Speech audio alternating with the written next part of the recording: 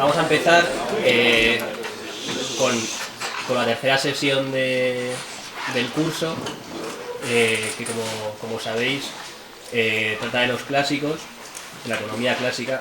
Y bueno, por enlazar un poco esta clase con la anterior, con el enfoque marxista, bueno, solo decir que el grupo de economistas de los que vamos a hablar son esos con los que Marx entablaba diálogo a lo largo de su obra y a los que criticaba, pero también recogía y reformulaba pues algunas de sus ideas, ¿no?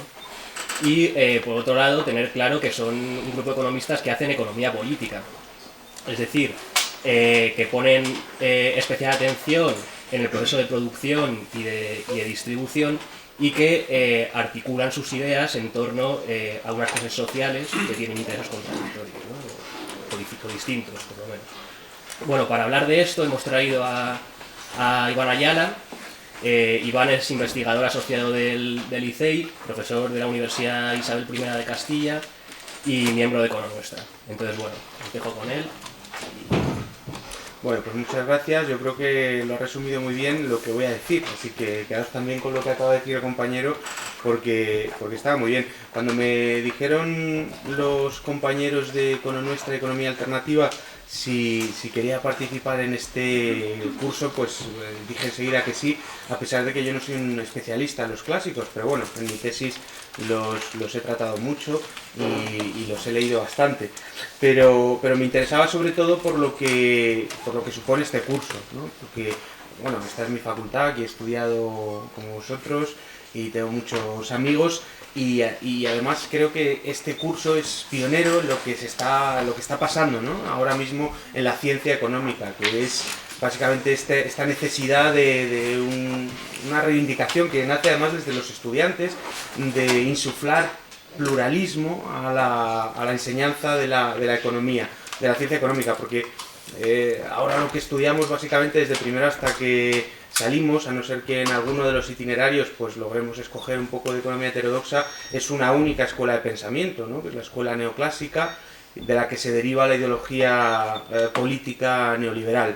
Y es importante conocerla, por supuesto, pero conocer todo lo que hay en torno al pensamiento económico y todas las escuelas, porque cada una de ellas enfatizan diferentes cosas o diferentes cuestiones dentro de los procesos económicos.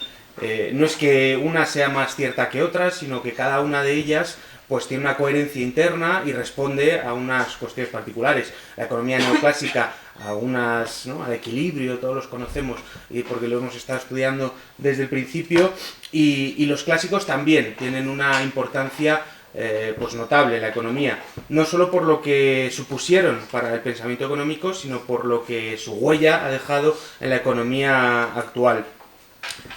Y es importante también resaltar que los clásicos, o lo que se ha conservado de los clásicos en la ciencia económica, es lo que le interesaba o lo que era más funcional al sistema capitalista. Es decir, de los clásicos se ha mantenido digamos, no sé si lo peor, pero por lo menos lo más socialmente peligroso, y se ha desechado todo aquello que los clásicos pues bueno, criticaban de la economía capitalista o de los albores de la economía capitalista. Hay que tener en cuenta también la época en donde estos autores están desarrollando toda su economía o todo su planteamiento.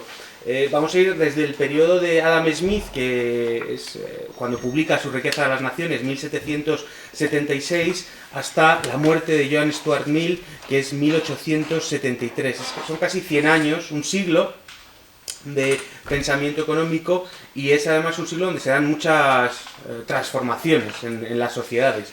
Se da la transformación de Adam Smith, donde empieza a ver los albores de una economía capitalista, donde empiezan a surgir esas nuevas clases emergentes de los mercaderes, de los capitalistas, los llaman ellos, los propios clásicos, capitalistas, ¿no? Capitalistas, terratenientes y trabajadores. Son las tres grandes clases de las que nos hablaba el compañero y que cada uno de ellos enfatiza, ¿no? Entonces va desde estos albores de la economía capitalista hasta ya finales del siglo XIX, donde hay movimientos obreros organizados, donde hay reivindicaciones por parte de las organizaciones obreras, Y claro, esta modificación, esta transición que va desde el principio del capitalismo hasta ya bien entrada la revolución industrial, pues tiene influencia en cada uno de los autores. Cada uno de ellos se va a preocupar por lo que ve a su alrededor, ¿no? No es lo mismo lo que veía Adam Smith, ni las intuiciones que tenía Adam Smith a las intuiciones que tenía Joan Stuart Mill, entre otras cosas porque el pensamiento político, filosófico, sociológico cambió mucho en esos 100 años, ¿no? Entonces, los tres tratados más importantes de los que vamos a ir hablando son, por un lado, como decía, Adam Smith, La riqueza de las naciones, vamos a hablar de Ricardo, de Malthus, y vamos a agruparlos en un único, a Ricardo y a Malthus en un único paquete, porque digamos que Malthus tiene, o la teoría de la población de Malthus está muy imbricada en el planteamiento ricardiano, y merece la pena estudiarlos a los dos, porque además estuvieron en un debate, o participaron ambos en un debate económico de la época, ¿no? Entonces merece la pena ver las dos perspectivas. Y por último vamos a ver a Joan Stuart Mill, ¿no? Y vamos a ver cómo dentro de lo que se llaman los clásicos, pues están los albores, está la génesis de eso que hoy conocemos como austeridad, y que son las políticas que se están aplicando desde la mayor parte de los países en Europa, desde los países periféricos. No solo, ¿no? Pero quizá desde la periferia del sur de Europa es donde con más entusiasmo se ha abrazado estas políticas que se llaman de austeridad, que no lo son, ¿no? Pero que se han denominado así. Entonces, con respecto a los clásicos, sí merece la pena tener en cuenta que se llaman clásicos porque empieza con ellos lo que se llama la ciencia económica, la economía política, que comentábamos al principio. Pero Malthus y Marx quizás son dos disidentes. Marx, por supuesto, el más evidente, ¿no? Y la culminación de un planteamiento heterodoxo dentro de la economía política que acaba con el Capital de Marx, pero Malthus también es un autor heterodoxo, porque normalmente nos llega hasta nuestros oídos el Malthus de la teoría de la población, y es cierto que está ahí, es un planteamiento o una de sus grandes contribuciones, pero también tiene una crítica al planteamiento que se hace desde la economía clásica, o a la centralidad que supone la oferta dentro del estudio de la economía. Y Malthus, por primera vez, o de manera más notable dentro de la economía clásica, pues habla de esa demanda, o de esa parte, o de esa posibilidad de insuficiencia de demanda, que luego ha formado parte y que forma parte de la heterodoxia en economía, ¿no? No solo de los keynesianos, sino de los post-keynesianos, o incluso también de la escuela marxista, como vamos a ir viendo.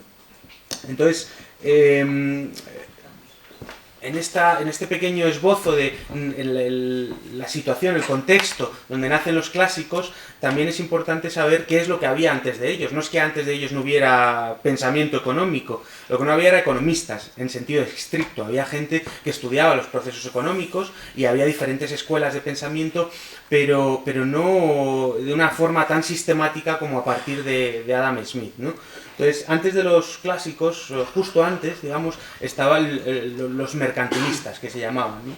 Y los mercantilistas defendían que la prosperidad de un país dependía de la oferta de capital, que la asimilaban principalmente con la cantidad de oro que existía en una economía, ¿no? Entonces, para ellos el oro se podía o se debía incrementar básicamente mediante la obtención de superávit comerciales, ¿no? Con otras naciones. Y para ello los mercantilistas defendían pues la intervención del gobierno en la economía para fomentar las exportaciones y para penalizar las importaciones, para que la cantidad de oro incrementase, porque para ellos eso era la fuente fundamental de la riqueza. Por eso también hoy en día se llama las políticas que se están aplicando desde el centro de Europa políticas neomercantilistas, en el sentido de que necesitan generar, principalmente desde Alemania, superávit comerciales dentro de su política económica con respecto al sur, ¿no? Tenéis muchos desarrollos, pero digamos que esta acepción de neomercantilista viene por esta escuela del siglo XVII. Entonces, Adam Smith se levanta o se presenta en contra de estos postulados mercantilistas, ¿no? Y es que antes de 1776 nadie se había parado a sistematizar, a hacer como una recopilación de todo el saber que había en torno a la economía, que eran principalmente dos escuelas, la mercantilista y antes de ellos los fisiócratas, ¿no? Y la visión clásica difiere netamente de estas dos escuelas de pensamiento que le precedían, básicamente porque, bueno, los escolásticos, los escolásticos, sabéis, es una escuela previa, casi medieval, donde, bueno, pues se supeditaba la actividad económica a la moralidad o al juicio moral de la Iglesia, básicamente, ¿no? Entonces era la Iglesia la que decidía qué era moral o qué no era moral, y en función de eso, pues dependía la actividad económica. Los mercantilistas, como acabo de deciros, pues ellos propugnaban la intervención del gobierno para fomentar las exportaciones. Sin embargo, los clásicos se levantan en contra de esto y lo que ellos defendían era una especie de armonía natural dentro del sistema capitalista, dentro del sistema económico, ¿no? Y este es uno de los grandes rasgos que perduran hoy de los clásicos dentro de la economía.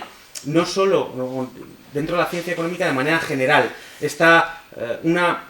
Todos los economistas tienen como una aceptación o un cierto rechazo a esta armonía, a esta concepción armónica de los mercados, ¿no? Dentro de la corriente ortodoxa pues se acepta la existencia de esta armonía, si bien se ha ido matizando a lo largo de los años pues con diferentes medidas de política económica, ¿no? O sea, digamos, por ejemplo, la economía neo-keynesiana acepta que hay ciertas rigideces, ciertos problemas dentro de la economía capitalista, y entonces acepta ciertas intervenciones del Estado neo-keynesianos, pero sin embargo pues los marxistas rechazan directamente que el mercado sea una sucesión de procesos armónicos. Al revés, lo que ellos defienden es que, digamos, el sistema económico es una serie de conflictos que no pueden resolverse por medio del mercado, ¿no? Esta es una de las características que todavía permanecen en la economía, y la segunda de ellas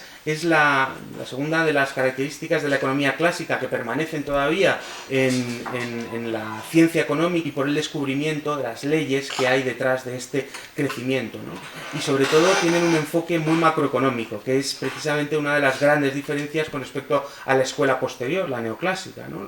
Los clásicos lo que trataban de saber es por qué una nación podía crecer, dónde residía la riqueza de las naciones, como veremos posteriormente.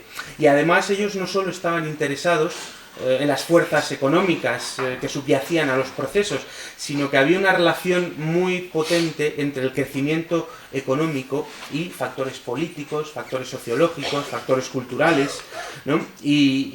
Bueno, es importante saber esto porque en la economía actual, como decía, se han mantenido ciertos rasgos, pero se ha desechado todo aquello que era más interesante de los economistas clásicos, y esta interrelación entre las diferentes diferentes campos del saber humano se unían muy bien en esta escuela clásica, ¿no? La tercera de las cuestiones que conformaban el paradigma clásico era la cuestión, como decía, de la distribución de la renta y la riqueza, ¿no? Y las fuerzas que incidían en esa distribución. Para los clásicos no había duda, había diferentes clases en la economía, había diferentes grupos sociales que tenían intereses y necesidades diferentes y actuaciones diferentes dentro de la economía. Eso que ahora nos parece tan extraño, ¿no? De las clases sociales, parece que todos somos consumidores, pues para los clásicos era muy, muy evidente el hecho de que había diferentes, y de hecho no solo para los economistas heterodoxos.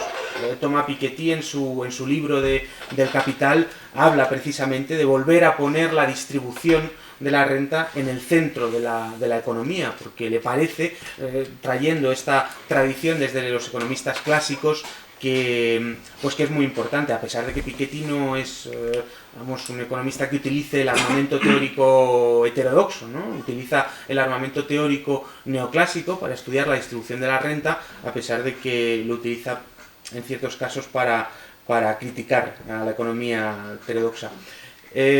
Otra de las características que tienen todos los clásicos es la aceptación de una teoría del valor-trabajo, es decir, todos ellos asumen la teoría del valor-trabajo, ¿no? Hoy en día el valor de un bien no es por la cantidad de trabajo que o que se necesita para producir ese bien, sino que el valor de un bien, por lo menos en la economía que nos enseñan, depende exclusivamente de la utilidad que encuentran los compradores a ese bien, ¿no? La maximización de la función de utilidad, todos la hemos visto. Bueno, pues para los clásicos era esencial la teoría del valor-trabajo. Y vamos a ir viéndolo como para cada uno de ellos diferían, pero en su conjunto pues todos la aceptaban, incluso Marx, por supuesto, pero desde diferente perspectiva. Bueno, y además hay otra clasificación, por supuesto, que también compartía Marx, y era la diferenciación en las diferentes, o con las diferentes clases sociales que componían la economía. Bien, para la economía clásica, o los clásicos veían el elemento más dinámico de la sociedad como el resultado de la clase capitalista. Esto sí es importante en el sentido de que los clásicos no escondían su preferencia social por una de esas clases que describían, ¿no? Ellos creían que la riqueza de un país residía en la actividad de los capitalistas. Capitalistas frente a terratenientes y frente a trabajadores, ¿no? Que eran las grandes clases. Pues para ellos el dinamismo económico se fundamentaba en esta clase social. Vamos a empezar, si queréis, directamente con el primero de los autores, que era Adam Smith, al que se dice que es el padre de la economía, como queráis llamarlo. Desde luego los yuppies que hay en Wall Street, muchos de ellos les encanta llevar una corbatita de Adam Smith. Pasa que evidentemente pues no saben todo lo que Adam Smith decía, porque si no, no la llevarían. Pero en cualquier caso, no quedan autores como Smith, en el sentido de que eran autores eclécticos, autores que tenían una profundidad de pensamiento y unos conocimientos muy, muy vastos, ¿no? Con respecto a los economistas de ahora, que tenemos o que nos especializamos en un campo de la economía, crecimiento o lo que sea, y porque así nos lo exige además la actividad académica, para poder ser más productivos en ese campo. Pero sin embargo Smith era un filósofo, ¿no? Era un economista, era un filósofo que estudiaba, era escocés, y bueno, era de la misma escuela que posteriormente de David Hume, que también lo habréis oído, otro filósofo muy importante y cuyas aportaciones además todavía hoy se utilizan en los modelos macroeconómicos, ¿no? Entonces era un profesor y un académico que se dedicaba a eso que hoy llamaríamos ciencias y humanidades, en la Universidad de Glasgow, ¿no? Y estaba principalmente interesado en lo que se llama la filosofía moral. Justo antes de escribir ese gran tratado en 1776 que se llamaba La riqueza de las naciones, pues escribió otro libro que se llamaba La teoría de los sentimientos morales, donde desarrollaba su teoría filosófica, ¿no? De empatía con los demás, y además eso tuvo una fuerte influencia cuando escribió La riqueza de las naciones. Piketty también señala la excesiva rigidez entre las fronteras que hay entre las diferentes ciencias sociales, la geografía, la antropología, la historia, y él reclama una mayor fusión entre esas diferentes corrientes de pensamiento o campos del saber humano. Bien, pues esto era lo que pasaba en los clásicos. Por ejemplo, Adam Smith publicó un paper sobre astrología y Newton publicó un paper sobre economía política. Evidentemente ni Adam Smith fue relevante en astronomía ni Newton en economía, pero quiero decir que las fronteras eran mucho más difusas de lo que son ahora. Un economista moderno diría que Adam Smith era un macroeconomista con especial interés en las cuestiones del crecimiento, pero claro, lo que nosotros llamamos hoy como macroeconomista no se aplica a lo que era entonces, porque el enfoque de Smith era mucho mayor de lo que hoy entendemos como macroeconomía, ¿no? Adam Smith es conocido por varias cosas y vamos a ir desarrollando cada una de ellas. En primer lugar, por la amplia comprensión entre las interconexiones que había dentro de los procesos económicos. En segundo lugar, por su influencia en la política económica. Muchas de las recomendaciones de política económica que Adam Smith defendía en la riqueza de las naciones para lograr el crecimiento de esa riqueza todavía hoy se aplican y se encuentran en muchas de las políticas de muchos gobiernos, ¿no? Es cierto que en la base de Smith hay un modelo teórico, ¿no? Pero Smith no era un economista teórico, era un economista de observación y de intentar generar teorías que acordasen con la realidad, algo que luego vamos a ver que Ricardo pues transformó radicalmente, ¿no? Smith era consciente además de que los mercados fallan en ciertos aspectos, ¿no? Con mucha asiduidad, o con mucha más asiduidad de lo que los yuppies estos de la corbata con su cabeza pensarían, ¿no? Y además, en el contexto en el que él vivía, él aceptaba evidentemente que el mercado era un óptimo social, pero también aceptaba que había problemas a la hora de dejar el funcionamiento del libre mercado, ¿no? Aquí hay una importante cuestión, porque Smith no defendía el laissez-faire, laissez-passer, es decir, el libre mercado porque creyera que los mercados eran perfectos, sino que en el contexto histórico de la Inglaterra de ese momento, los mercados producían normalmente mejores resultados que la intervención gubernamental. Para entender el planteamiento de estos autores hace falta entender la sociedad en que vivían. Y en la sociedad en que vivían había una clase emergente, que era la de los capitalistas mercaderes, que empezaban a generar nueva riqueza y cuyo poder además pues estaba en contraposición con los poderes establecidos, con el orden social establecido. La monarquía y la aristocracia decayente, con esos consumos suntuarios y excesivos, eran una de las grandes críticas de estos autores neoclásicos. Para ellos, estos terratenientes, esta aristocracia, eran parásitos directamente. Y donde ellos creían que estaba el dinamismo dentro de la economía era dentro de esta clase de mercaderes. Entonces, cuando ellos hablan de pueblo, no hablan de pueblo en sentido estricto, hablan de mercaderes y capitalistas, ¿no? Y cuando ellos hablan de que la intervención del Estado no era óptima o producía resultados inferiores en términos sociales que el mercado, lo decían porque cuando la aristocracia, cuando los reyes recababan impuestos, lo hacían para sufragar guerras o para sufragar sus cientos y cientos de sirvientes. Entonces ellos se rebelaban contra ese orden social, y de ahí nace el liberalismo económico, y por ahí están algunas de las raíces de la austeridad que posteriormente veremos. Smith compartía con los mercantilistas y la corriente científica de la época la física newtoniana, ¿no? Ellos creían que había una especie de leyes naturales inmanentes, como la teoría de la gravedad de Newton, ¿no? Que se puede especificar perfectamente si un planeta se mueve, cómo se van a mover los diferentes planetas por las leyes de la gravedad. Entonces, para ellos los procesos económicos tenían una similitud muy grande, eran como una gran cosmología donde se podían estudiar las leyes a través de las cuales pues podíamos saber cuándo subía un precio, bajaba un precio, etcétera, etcétera, ¿no? Hay que tener en cuenta, Newton murió en 1643 y Adam Smith escribió su libro en 1776. Y con respecto a esta nueva clase emergente de los mercaderes, de los capitalistas, tenemos que tener también en cuenta que en 1798 está la Revolución Francesa. Es decir, es todo un momento de cambio y de transformación social que pues tuvo una influencia muy importante en estos autores, ¿no? Además, Smith, para él, asumió el hecho del homo economicus, ¿no? Esto de que el ser humano es racional y calculador, y en gran medida sus actividades están dirigidas por el propio interés, de tal forma que cada uno, persiguiendo su propio interés, estaría promoviendo el bienestar de la sociedad en su conjunto, ¿no? En una economía de mercado donde no hubiera interferencias, donde todo funciona de manera armónica. Por ejemplo, Smith muestra cómo los capitalistas no están guiados por motivos altruistas con el ejemplo del panadero. Dice, todos los días el panadero que se tiene que levantar a las 2 o las 3 de la mañana para hacer el pan y sudar para poder obtener unos céntimos con cada hogaza de pan que vende. Eso no lo hace porque le caigamos bien nosotros para cuando vayamos a comprar el pan. Lo hace porque sabe que va a tener un rendimiento al vender ese pan, ¿no? Entonces, este panadero, con ese esfuerzo, haciendo un esfuerzo por él mismo de levantarse, ese sacrificio, pues puede lograr el bien de la sociedad, porque va a proveer a esa sociedad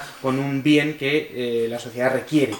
Esto es curioso porque aquí Smith está hablando de algo que ni él mismo era consciente, que era el principio de la demanda efectiva keynesiana, ¿no? Es decir, que el panadero necesitaba ir al mercado sabiendo que va a haber una demanda para ese producto. Esto tuvo que esperar a Malthus para que lo atisbara y a Keynes para que lo especificara concretamente cientos de años después. La competencia entre capitalistas, entre estos diferentes panaderos, resultará en que los bienes se fabriquen al coste de producción que retornará al productor en una cantidad suficiente como para pagar los costes de oportunidad, de pagar a todos los factores que se requieren en la producción de dicho bien, ¿no? Y si existen beneficios por encima de esa tasa de retorno, entonces otras empresas tendrán interés en entrar en esa industria y forzarán la reducción, ¿no?, del precio al coste de producción, donde no existen beneficios extraordinarios. Todo esto nos suena a la teoría microeconómica, ¿no?, de la producción. Es que tiene mucho que ver, ¿no? Los capitalistas, además, aparte de ofrecer este bien, lo que van a hacer es pujar por los diferentes factores de producción, por el capital y el trabajo, básicamente, y por la tierra, ofreciendo mayores retribuciones a los factores que son más productivos, ¿no? Y por tanto canalizarán trabajo y tierra hacia aquellas áreas de la economía donde la eficiencia es mayor. Esto con respecto a los capitalistas, a los productores. Con respecto a los consumidores, con sus preferencias y sus deseos, lo que harán pues es que los precios suban o bajen, generando más o menos beneficios, ¿no? Y bueno, para Smith era algo maravilloso, como el mercado sin planificación, sin dirección alguna, sin dirección gubernamental, sin intervención gubernamental, llevaba a la satisfacción de los consumidores al menor coste social posible, ¿no? Para él el sistema de mercado era muchísimo mejor que el sistema ese decadente de la aristocracia y de los reyes, de impuestos abusivos sobre el pueblo, etcétera, etcétera. En términos actuales, Smith lo que estaría defendiendo es que el mercado asigna de manera óptima los recursos, ¿no? Como decía, todos los autores clásicos tienen o se adhieren a la teoría del valor del trabajo. Lo que pasa es que Smith, estamos, digamos, al principio de los economistas clásicos, y Smith la genera o recopila las teorías del valor que había hasta entonces, y es cierto que hay cierta confusión en torno a cuál es la teoría del valor que Smith se adhiere de manera más obvia, ¿no? Hay un grupo de autores que defienden que Smith tenía tres teorías de los precios relativos, ¿no? Una basada en el coste del trabajo, otra basada en el coste en el trabajo ordenado y otra en el coste de producción. Y luego una teoría que explica el nivel general de precios. Y otro grupo de autores defiende que se apoyó en una teoría de los precios relativos basados en el coste de producción, y otra teoría que mide a lo largo del tiempo los cambios en el bienestar inducidos por el cambio de precios relativos. Lo más probable es que Smith jugara con todas ellas, ¿no? Porque era el primero de esos economistas clásicos, hizo una recopilación y probablemente digamos que no era su principal preocupación encontrar esa teoría del valor, como sí fue una de las principales preocupaciones de Ricardo. De lo que no cabe duda es que Adam Smith tuvo dos teorías de precios, ¿no? Una a corto plazo, que serían los precios de mercado, y otra a largo plazo, que serían los precios naturales. El concepto de natural es algo muy imbricado en la economía clásica, ¿no? Decía, hay mucha similitud con la teoría newtoniana o con la física newtoniana en torno a los movimientos naturales, ¿no? Y para los autores clásicos existía un orden natural en torno al cual giraban los precios, ¿no? Con respecto al corto plazo, si existía un gran número de vendedores, un grupo de poseedores de recursos, trabajo y capital, que recibirían beneficios, salarios y renta, y por otro lado la libertad de recursos, o sea, la libertad de movimiento de los recursos entre las diferentes industrias, entonces el propio interés llevaría a que los precios a largo plazo se igualaran en todos los sectores, ¿no? De tal forma que se igualen las tasas de beneficio y los salarios y las rentas entre los diferentes sectores. Porque si hubiera un precio de un bien final que fuera superior al natural, entonces habría incentivos a que los capitalistas trasladaran recursos hacia ese sector para producir ese bien que produce beneficios extraordinarios, de tal forma que para Smith se produce una homogeneización en el largo plazo en torno a ese precio natural, a pesar de que en el corto plazo pueda divergir o oscilar en torno a ese precio natural. Esto con respecto a la teoría del valor y de los precios de Smith, pero Smith en lo que se centra básicamente, y así lo dice en su primera frase de La riqueza de las naciones, es que quiere investigar cuáles son las leyes que subyacen a la generación de esa riqueza. Y además en la primera frase de su libro establece cuáles son las líneas básicas sobre las que va a marchar, y además establece en contra de quién. Es su libro, ¿no? En contra de cuál, de qué escuela de pensamiento, y concretamente se aleja de los fisiócratas y de los mercantilistas. Os voy a leer la primera frase. Dice: el trabajo anual de cada nación es el fondo que la nutre originalmente de todas aquellas cosas necesarias y útiles para la vida que se consumen anualmente en ella, y que consisten siempre o bien en el producto inmediato de aquel trabajo o en lo que con aquel producto se puede adquirir a las demás naciones, ¿no?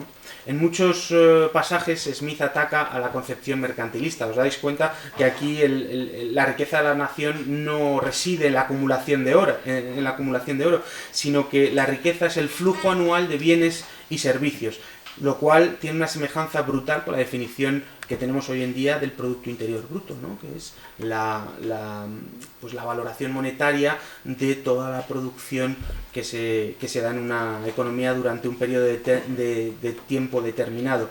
O lo que es lo mismo, es una variable flujo con respecto a la variable stock que defendían los mercantilistas, que era la cantidad de oro a 31 de diciembre, ¿no? Si esa cantidad de oro a 31 de diciembre del año que viene se ha incrementado la riqueza de las naciones. Eso era para los mercantilistas. Para Adam Smith no, era la cantidad de bienes y servicios que se producen, ¿no?, en esa economía. Además, esta frase centra el núcleo de la actividad económica en el consumo, no como los mercantilistas, para los cuales la producción era un fin en sí mismo. Esto también se va a ir modificando con los diferentes autores, porque a pesar de que Smith, todos ellos son economistas que centran su principal análisis en la oferta, también es cierto que muchos de ellos, como Smith o en mucha mayor medida Malthus, hacen referencia a la parte de la demanda. Con respecto a las causas de la riqueza de las naciones, concretamente, que Smith identifica, la renta nacional que se llama hoy dependía de dos cosas principalmente. Uno, de la productividad del trabajo, y dos, de la proporción de trabajadores que están activamente empleados, ¿no? Tenía un esquema para enseñaros, pero no me ha dado tiempo a reproducirlo, pero voy a ir describiéndolo, ¿no? Entonces, para Smith, la productividad del trabajo dependía de la división del trabajo, ¿no? Que es algo que había sido reconocido por otros autores antes de Smith, pero que es él quien lo enfatiza y lo sistematiza de manera más evidente. Utiliza un ejemplo, que es el ejemplo de los alfileres, ¿no?, donde si cada trabajador tuviera que realizar todas las actividades en relación a la producción de un alfiler, pues esa producción sería como por persona 20 alfileres por día. Mientras que si esa actividad de producir un alfiler se va dividiendo en pequeños trocitos, por ejemplo, pues coger el trozo de metal, otro lo estira, otro le da un golpe, otro le pone la cabeza, etcétera, etcétera, si esa actividad se divide en 18 pequeñas tareas, pues esa producción por trabajador se incrementa a 480 alfileres por día. Es decir, de 20 alfileres a 480. Para él esto es fundamental, ¿no?, la división del trabajo. Y además es que una cosa muy interesante que los voceros liberales se olvidan de señalar es que Smith era plenamente consciente de los problemas asociados a este método de producción, lo que luego Marx llamaría la alienación del trabajo, ¿no? Smith pensaba que esta división del trabajo podría convertir a los seres humanos en máquinas atados a un proceso productivo, deshumanizándolo de las tareas repetitivas, por las tareas repetitivas y aburridas, ¿no?, de una persona dando siempre con un martillo a la cabeza de un alfiler. En cualquier caso, lo que sí pensaba es que los beneficios de esta división del trabajo y de este modo de producción capitalista eran mayores que otros métodos de producción, y que el bienestar, por lo tanto, se incrementaba. Pero no voy a dejar de señalar que era consciente de cuáles eran los problemas, ¿no? Porque una de las cosas que tienen estos autores, entre otros Smith, es la honestidad intelectual que tenían al señalar los problemas y las ventajas, y al tomar un partido por una de las clases sociales sin ningún problema, pero teniendo en cuenta las consecuencias, ¿no? Entonces, cuanto más grande era el mercado, más podía darse esa división del mercado. Tenemos la productividad del trabajo, que depende de la división del mercado, de la división del trabajo, y esa división del trabajo depende de la amplitud del mercado. Cuanto más amplio, cuanto más grande sea el mercado, pues más oportunidades habrá de dividir el trabajo, ¿no? Y además también estaba esa productividad constreñida por la acumulación del capital, porque el proceso productivo tiene para Smith diferentes fases del trabajo. Hay un desfase entre el principio de la producción, por un lado, y por otro la venta del producto. Y entre que empiezas a producir y lo vendes y obtienes el beneficio, ahí tienes un proceso productivo que tienes que financiar. Y ese, en una economía de trueque donde cada hogar produce casi todos los bienes que consume, pues esa división de trabajo es muy pequeñita, ¿no? No hace falta, se necesita muy poquito capital, comida, vestido y alojamiento para mantener a los trabajadores durante ese proceso productivo. Sin embargo, en la medida en que la economía se vuelve más compleja y la división se incrementa, la división del trabajo se incrementa, los trabajadores no producen todos los bienes que necesitan para su propio consumo y necesitan pues trabajar, ganar dinero, y para eso se necesita un stock de bienes para mantener a los trabajadores durante el proceso productivo, ¿no? Este stock de bienes, o este stock que permite la producción o que permite cerrar ese agujero que hay entre que se empieza la producción y que se vende el producto, es este stock de bienes pues proviene del ahorro, ¿no? Del ahorro, y es lo que Smith llama capital. Es interesante también, como veremos al final de la exposición, que Smith cree que las raíces del crecimiento se encuentran entre otros en la parsimonia, que él llamaba, la frugalidad, esta pasión por el ahorro que tenían, según él, los escoceses, ¿no? Porque para él todo ahorro se convertía en inversión, y la inversión era el fruto del crecimiento, de la riqueza de las naciones. Entonces, bueno, luego veremos cómo esa parsimonia está en el centro, en el núcleo de las políticas de austeridad. Esta es la riqueza de las naciones, o la fuente de la riqueza de las naciones, y también es muy importante para Smith la diferenciación entre lo que él llamaba trabajo productivo e improductivo, y que viene de eso que os decía, de la crítica al Estado, al orden establecido representado por la aristocracia y las monarquías, ¿no? La acumulación de capital también determina si los trabajadores están productivamente empleados o están improductivamente empleados. Producir bienes era un trabajo productivo, mientras que la producción o el trabajo que se utilizaba para producir servicios era un trabajo improductivo. En definitiva, para él, los sirvientes, los criados que tenía la aristocracia no producían, no eran productivos, era trabajo improductivo. Y para Smith la fuente de riqueza se centraba en ese trabajo productivo, en ese trabajo de reproducción de bienes, ¿no? Aquí, por supuesto, Smith está introduciendo juicios de valor, juicios morales, y además ahí introduce su preferencia por el crecimiento, ¿no? Porque para él el crecimiento económico se daba únicamente si existía ese trabajo productivo. El trabajo improductivo para él no generaba nada, o no era fuente de crecimiento, ¿no? De esta forma, tiene una frase que es muy elocuente en este sentido. Dice: un hombre se vuelve rico empleando una multitud de trabajadores industriales, pero se vuelve pobre manteniendo una multitud de sirvientes. Lo cual era muy fácil generar para él dinero a través de la industria, y muy fácil volverse pobre manteniendo una cantidad ingente de sirvientes, ¿no? Y este planteamiento individual lo aplica a la economía en su conjunto, de tal forma que, dado que el capital se necesita para mantener la fuerza de trabajo productiva, cuanto más acumulación de capital exista, una mayor proporción de fuerza productiva podrá ser empleada en el trabajo productivo, y por tanto mayor crecimiento podrá tener la economía, ¿no? Para Smith, las tasas más altas de crecimiento se alcanzan distribuyendo gran parte de la producción hacia esos capitalistas, hacia esos industriosos que generaban o que contrataban trabajo productivo. Y además, dado que el gobierno lo único que gastaba era en trabajo improductivo, ellos no realizaban inversiones, sino que, como decía, financiaban guerras, financiaban pues las grandes sus grandes gastos y consumo suntuario, pues para Smith el gobierno gastaba demasiado en trabajo improductivo y por lo tanto era mejor tener menos gobierno que más gobierno. Y aquí hay otra de las fuentes donde bebe la llamada austeridad. La conclusión, por supuesto, de la riqueza de las naciones es aplastante para Smith. El capital es el determinante último de la riqueza de las naciones y concretamente lo que defiende Smith es que su tasa de crecimiento depende en gran medida de la división del output total de la economía entre acumulación de capital y bienes de consumo. Cuanto más grande es la proporción de acumulación de capital con respecto al output total, pues mayor será la tasa de crecimiento, ¿no? Y como decía, pues, dentro del paradigma clásico el crecimiento es uno de los elementos en torno al cual giran muchos de los planteamientos y también lo es para Smith.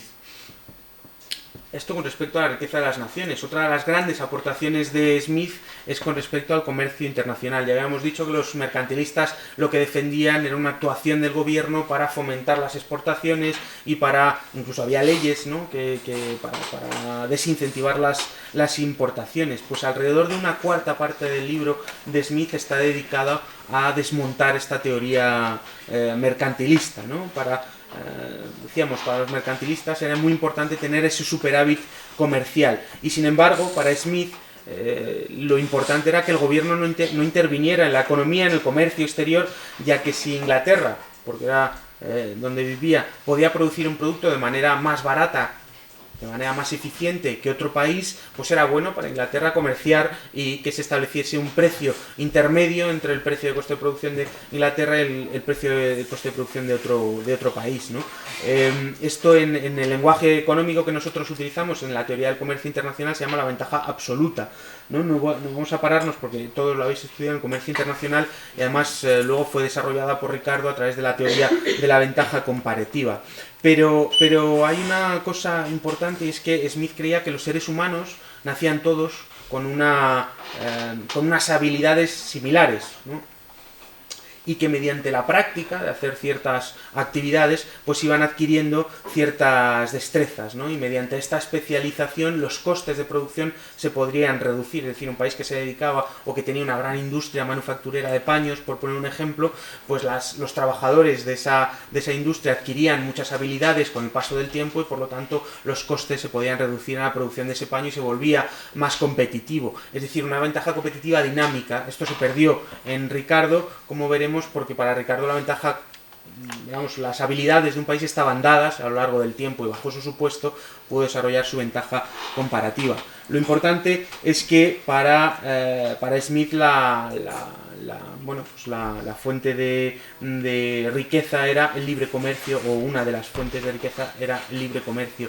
Esta teoría de Smith también contrasta con algunos de los autores que hoy son referencia. Por ejemplo, habréis oído hablar de Greg Mankiw, que es uno de los autores de referencia en todas las universidades, porque sus libros de principios de macroeconomía y de microeconomía se estudian en todas las universidades, y sacó un paper que se llamaba En defensa del 1%, ¿no?, donde defendía ese 1% frente a este 99% que se defiende en otros ámbitos. Y Gregory Mankiw argumentaba que los ricos son ricos casi por cualidades genéticas, ¿no? Es decir, porque nacen más listos.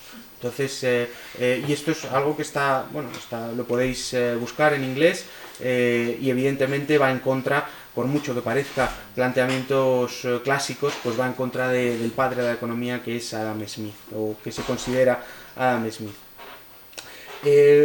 Para ir terminando con este autor, pero merece la pena señalar dos cosas. En primer lugar, con respecto a la teoría del valor, para Smith hay dos cosas importantes. Uno, el valor de uso, y otro, el valor de cambio. Y nos dicen, Smith nos decía que los bienes que tienen un alto valor de uso normalmente tienen un bajo valor de intercambio y viceversa. Por ejemplo, dice, no hay nada más útil que el agua, pero su valor de intercambio es bajo. Y sin embargo, un diamante, no hay nada más inútil que un diamante, pero su valor de intercambio es muy alto, ¿no? Y esto se ha dado a conocer como la paradoja del diamante y del agua, y no se resolvió hasta posteriormente después con los marginalistas, ¿no? Pero bueno, era importante señalar estas dos diferencias porque para Ricardo posteriormente también tendrán mucha importancia. Entonces, bueno, con respecto a la teoría de la distribución, si bien es cierto que no es... decía que teníamos que señalar dos cosas, una con respecto a la teoría del valor y otra con respecto a la teoría de la distribución, antes de acabar con Smith, ¿no? Y es que la distribución personal del ingreso, es decir, la economía se produce un output total y eso se divide entre las diferentes clases que intervienen en esa producción, ¿no? Entonces, la distribución personal del ingreso dependía de los precios y de las cantidades de factores de producción que venden los individuos, ¿no? Entonces, dado que el trabajo es el único factor de producción que tienen los hogares, el ingreso de estos trabajadores generalmente dependía de los salarios, evidentemente, y del número de horas que dediquen a trabajar. La cantidad del ingreso de la propiedad de aquellos hogares que sean poseedores o que posean propiedades dependerá de la cantidad de capital y de tierra que posea ese hogar y de los precios de los factores. Pero Smith es muy consciente de que los trabajadores, la clase trabajadora, pues obtienen una parte muy pequeñita del producto, ¿no? Una parte muy pequeñita, tan pequeñita que para Smith dice, joder, es que, claro, a los trabajadores si les quitas el salario, muy poquitos podrán aguantar una semana, muy poquitos podrán aguantar un mes y ninguno puede aguantar un año, ¿no? Porque se muere de hambre. Entonces para él era, bueno, pues una cuestión evidente, algo que no lo es tanto para nosotros. Para terminar con Adam Smith, también es importante para todos los clásicos eso que se llama estado estacionario, que es hacia donde tiende a largo plazo la economía, ¿no? Para ellos. Y para Smith la tasa de crecimiento económico va a caer a lo largo del tiempo, caerá principalmente por tres razones. En primer lugar, por la competencia de los trabajadores, la competencia en el mercado de trabajo. Primero porque la acumulación de capital da como resultado la competencia entre los capitalistas en el mercado de trabajo por obtener esos salarios, ¿no? Es decir, pues por incrementar los salarios y por atraer a los trabajadores hacia su industria, y esto va a reducir los beneficios. Como hemos visto que los beneficios es la fuente de crecimiento, ¿no? Los capitalistas, los beneficios son lo que cobran los capitalistas y los capitalistas son los industriosos que generan el crecimiento. Si los salarios se incrementan, dado que los salarios únicamente son salarios de subsistencia, pues se reducirá la tasa de crecimiento. En segundo lugar, la tasa de crecimiento caerá por la competencia en el mercado de bienes, porque Smith razonaba que en la medida en que el output se incrementa, pues también lo hará la competencia entre los productores para poder vender sus productos. Esto reducirá los precios y a su vez los beneficios. La misma lógica, al reducirse los beneficios, se reduce la tasa de crecimiento. Y la tercera de las razones por las cuales Smith cree que el crecimiento caerá a lo largo del tiempo es por la competencia en el mercado de inversión. Bueno, Smith creía que había un número determinado de inversiones rentables por las cuales los capitalistas pujarán y por tanto, una vez más, al ofrecer mayores intereses por estas oportunidades de inversión, el beneficio se reducirá y con él la tasa de crecimiento del capital. Bueno, esto evidentemente quedan muchísimas cosas por decir de Adam Smith. Era nada más una pincelada para saber cuáles eran las principales preocupaciones de este autor, para saber que este autor sistematizó todo el conocimiento que existía hasta la época, haciendo un análisis que hoy llamaríamos un análisis crítico del conocimiento económico que había hasta la época, en el sentido de que recopilaba aquello con lo que estaba de acuerdo y criticaba aquellas nociones con las que no estaba de acuerdo, y que dio lugar a la aparición de la ciencia económica, entendida esta como un campo del saber humano sistematizado, donde hay personas que se especializan en el estudio, ¿no? de ello, y dio paso a la aparición de otros autores, como fueron Ricardo y Malthus. Hemos dicho al principio que Ricardo y Malthus lo íbamos a tratar de una manera conjunta,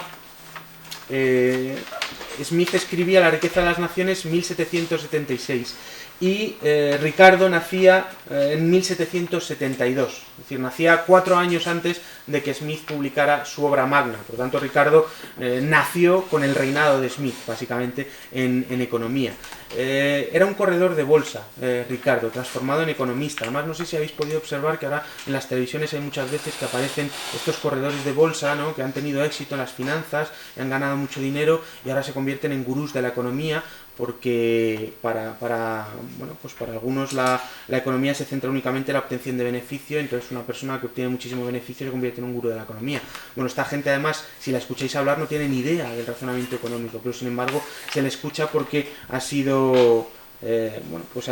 tenido éxito en las finanzas, que no sé si es algo de lo que está orgulloso, pero en cualquier caso, lo que sí es cierto es que Ricardo no era así, era un teórico.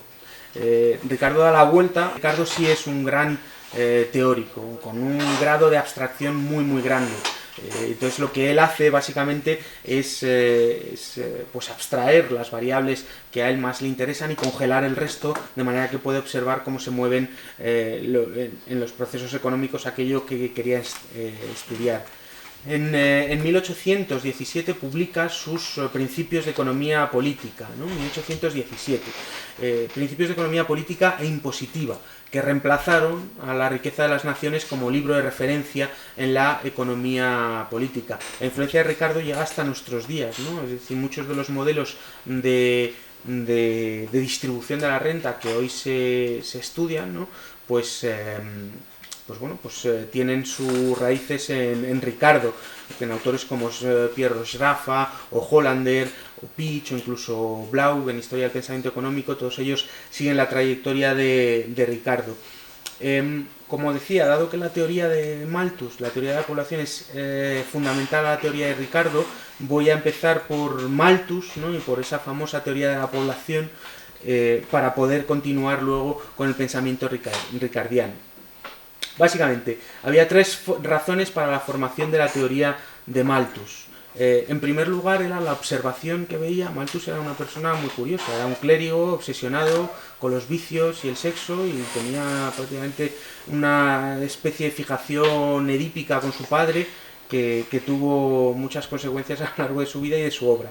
Bueno, pues la primera de esas razones por la cual generó su teoría de la población era la presión de la población sobre la oferta de alimentos que existía en Inglaterra. Había muchísimas personas y pocos alimentos. Entonces Malthus tuvo eso como primera observación. La segunda era la percepción de la pauperización de las clases de las rentas más bajas. Había una creciente pobreza, desigualdad, hambrunas, y esto Malthus también lo percibió. Y el tercero, aquí entra este complejo edípico con su padre, ¿no?, es que Robert Malthus intentó desautorizar la opinión de su padre, que era por otro lado una persona progresista, al contrario que su hijo, Daniel Malthus, ¿no?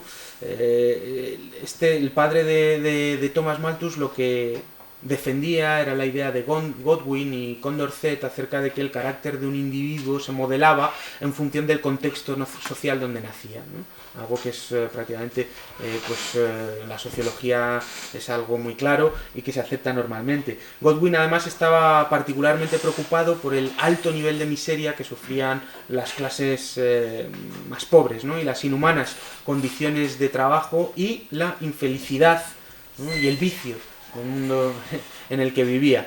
Entonces concluyó que la causa principal de ello era el gobierno. El gobierno era, como es la institución con más influencia dentro de la sociedad, pues era su culpa que estuvieran esas clases más desfavorecidos en esas condiciones. Y además se reconoce a Godwin como uno de los padres del anarquismo filosófico. Bueno, pues Malthus se rebela en contra de y el padre de Malthus acepta esta doctrina, ¿no? Entonces Malthus se rebela contra esta visión de la sociedad, y lo que quería era refutar a su padre y decir que a pesar de que cambiaran las instituciones, había unas leyes inmanentes que harían que esto continuase siendo así. Por lo tanto, estas 3 razones le hicieron publicar anónimamente en 1798 su tesis sobre la población, que partía de 2 premisas. Una, que la comida era necesaria para su existencia, luego que es evidente, y segundo, que la pasión entre los sexos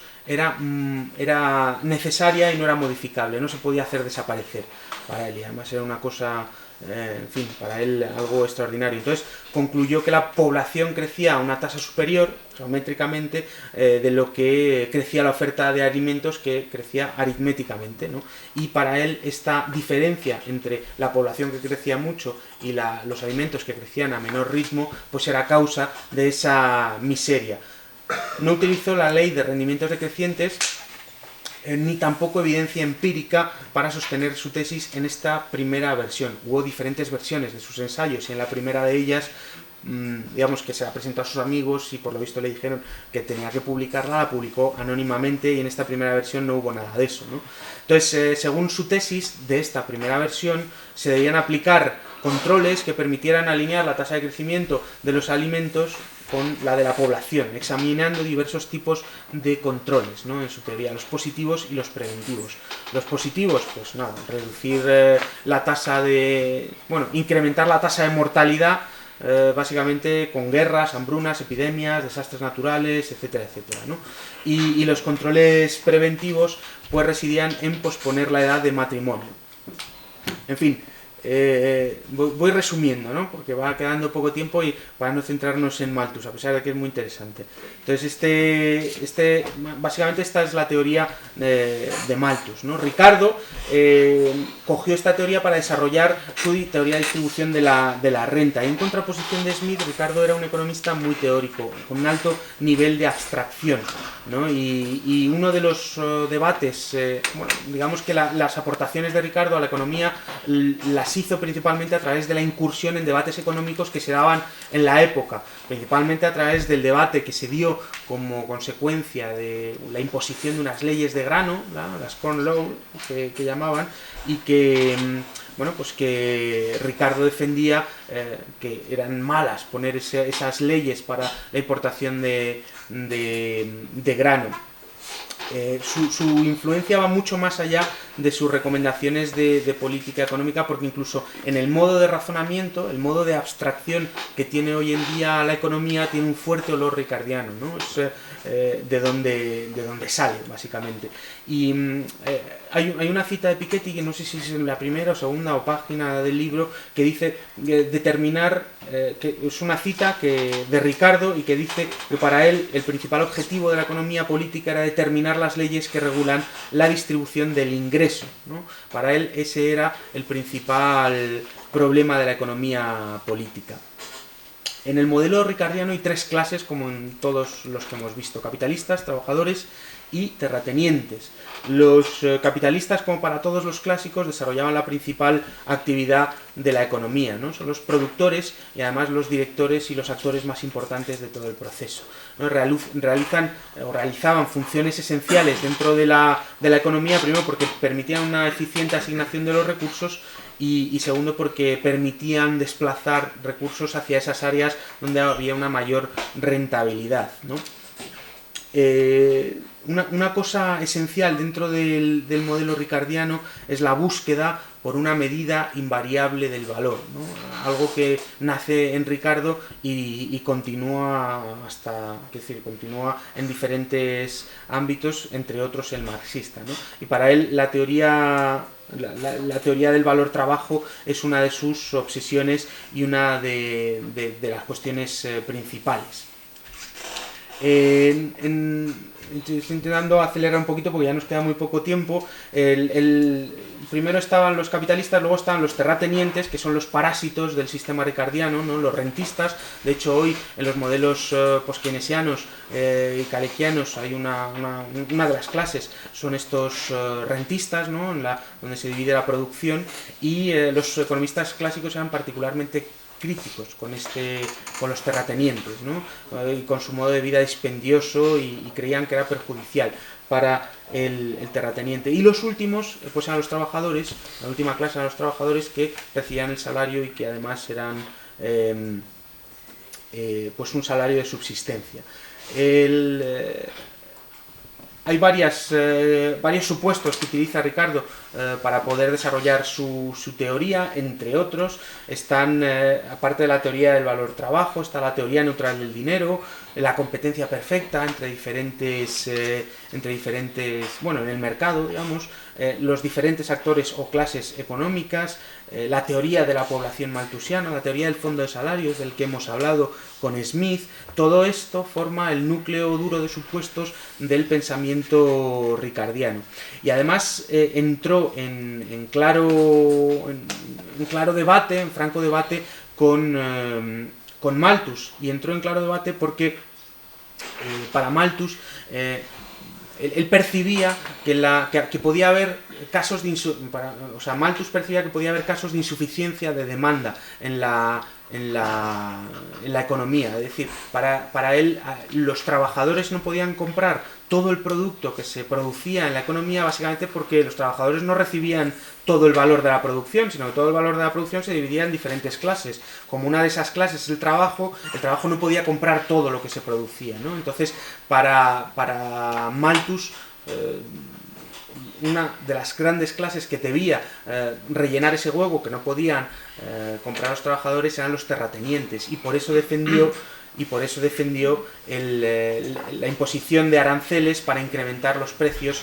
del grano e incrementar los beneficios de los terratenientes, algo en contra de lo que se postuló Ricardo, en el sentido de que para Ricardo, bueno, pues era esencial el libre cambio, y además los capitalistas eran la fuente última de crecimiento, ¿no? Dejadme terminar con dos cosas. Primera de ellas, John Stuart Mill. Con John Stuart Mill muere la economía clásica como tal, ¿no? Muere porque es, digamos, el culmen, la mejor tradición de esa economía clásica ortodoxa, no heterodoxa. Digamos, la culminación ortodoxa es Mill y la heterodoxa es Marx, pero con John Stuart Mill, como decíamos, la sociedad había cambiado, habían empezado a haber procesos de reivindicaciones obreras, había organizaciones obreras, y Mill fue muy refractario a todas estas reivindicaciones. De hecho, era un liberal con una fuerte vocación de transformación social. Además tenía, aparte de lo que llamaríamos hoy un socialdemócrata, a pesar de ser clásico, defendió de una manera muy exultante, a veces incluso sabiendo que se iba a exponer a las críticas, la igualación de los sexos, y estaba muy en contra del machismo que estaba instaurado casi como institución, bueno, no, sin casi como institución en la época. Su mujer, Harriet Taylor, fue una de las grandes influencias que tuvo John Stuart Mill, y bueno, pues por ello recibió muchas críticas. John Stuart Mill, aparte de haber recopilado todo el saber, como hizo Adam Smith, pero Adam Smith lo creó, y John Stuart Mill cierra el ciclo clásico, es muy importante por todas las contribuciones que hizo, y los desarrollos y la ampliación que hizo de todas esas fallas que se encontraban en los clásicos. Y a modo de conclusión, hemos tocado muy poquito a Ricardo y a Mill, pero a modo de conclusión sí me gustaría decir una cosa. No es de extrañar, por tanto, que el liberalismo sacralice el mercado de los mercaderes y caracterice el Estado como, como el único objetivo del Estado es defender ese mercado y esa actividad mercantil. Pero merece la pena saber que esto no es natural, ni ha sido así, ni tiene por qué ser así, y hay otras vías alternativas. Entre otras cosas, merece la pena recordar a Karl Polanyi, cuando dice que el mercado no tiene nada de natural, ¿no? Porque para transformar a las personas en trabajadores asalariados, para asegurar la propiedad privada de la tierra, o para inventar el capital y preservar su forma monetaria, pues hace falta un gran proyecto político, ¿no? Para controlar el aparato estatal. Entonces, dentro de esta austeridad en la que estamos metidos, principalmente los países periféricos, como decía en la introducción, esta austeridad lo que defiende precisamente es eso, ¿no? Ese estado de los mercaderes, ese sector público que únicamente defienda en su nivel más mínimo la actividad empresarial. Pero desde los clásicos también podemos tomar estas prescripciones o estas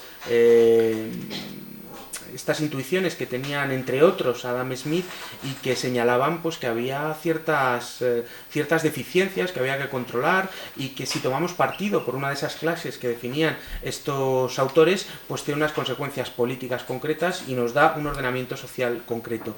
Bueno, pues yo creo que este tipo de cursos sirven no solo para conocer lo que han hecho los otros autores o lo que han hecho otros autores que no nos enseñan, sino además para proyectar, para tener una proyección de futuro, porque la capacidad que tenemos de imaginar el futuro depende de los relatos que tengamos del pasado, ¿no? Y si los relatos del pasado son insuficientes o son inexistentes, que es lo que ocurre en estos momentos en la enseñanza de la economía, la capacidad que tenemos de proyectar nuevos sistemas es muy difícil. No sé si os habéis fijado, pero en la cartelera hay un montón de películas de que se acaba el mundo, ¿no? Se acaba el mundo, vienen extraterrestres, todos empiezan en Estados Unidos, pero se acaba siempre el mundo.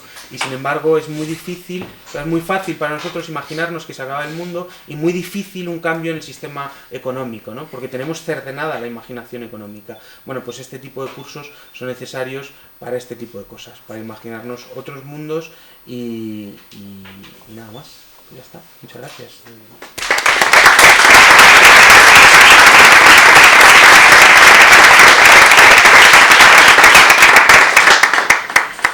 Bueno, pues nada, muchas gracias Iván porque ha sido una muy buena panorámica de lo que es la economía clásica.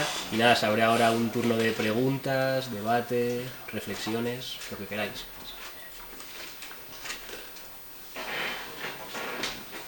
Has dicho al principio una frase que me ha parecido muy acertada, que me ha gustado. Has dicho que de los clásicos solo se ha conservado aquello que es funcional al sistema capitalista o al aparato metodológico del neoliberalismo, que al final es el sostén académico del sistema capitalista. Eso digamos que es algo relativamente habitual, incluso desde la economía crítica o la economía alternativa, es decir, casi todas las corrientes toman algunas partes de otras corrientes anteriores, sobre todo de las clásicas, incluso de las preclásicas, y las toman y a partir de ellas construyen, digamos, aparatos metodológicos alternativos al ortodoxo.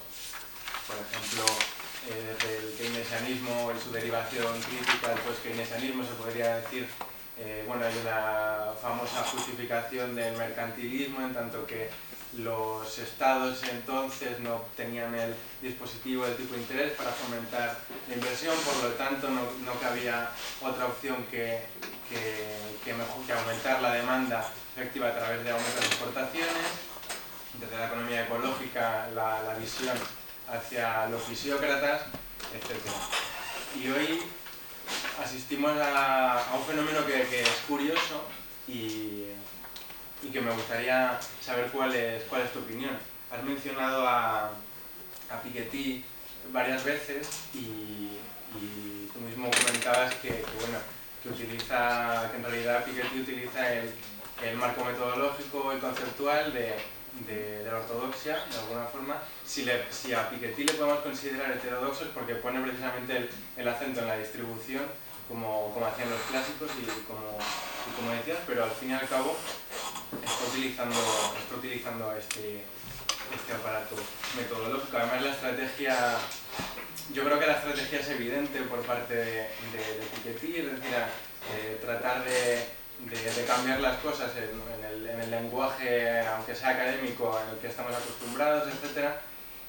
Y es evidente porque empieza marcando distancias en la introducción del Capital del siglo XXI, empieza marcando distancias con todas las, sobre todo con el marxismo, por la analogía que se puede hacer de su título con respecto al Capital, empieza marcando las distancias muy claramente y yo veo clara que la estrategia es esa, pero al fin y al cabo no por una cuestión de fundamentalismo o de pureza ideológica, quizás sería más conveniente utilizar aparatos metodológicos alternativos. No tengo por qué estar refiriéndome al marxismo, sino, pues como decía antes, hay otras visiones. No sé qué te parece como estrategia esto que está haciendo Piketty.